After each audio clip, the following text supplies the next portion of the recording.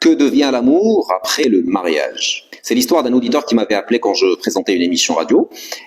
Donc il me dit que voilà, j'ai vécu 3 mariages et à chaque fois c'est merveilleux au début et quand on se marie, ça fait pchit.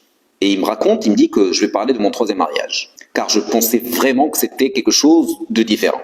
J'étais persuadé que c'était la première fois que j'allais aimer quelqu'un, même s'il était déjà marié avant.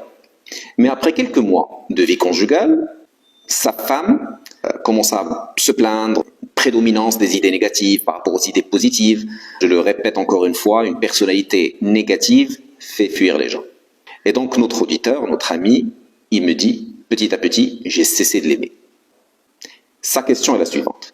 Comment ils font ceux qui ne divorcent pas? Ma réponse. Les gens ont différents langages d'amour. Si nous voulons communiquer avec un Chinois, il faudra parler mandarin. Mais si on parle indonésien avec un Chinois, il ne va pas nous comprendre. C'est la même chose entre un homme et son épouse. Il faudra parler son langage d'amour. Et notre auditeur utilisait le 3e langage d'amour, qui est le compliment. Mais elle ne comprenait pas son langage, parce qu'elle avait un langage différent. La solution, exprimer ses sentiments dans le langage de notre conjoint ou conjointe.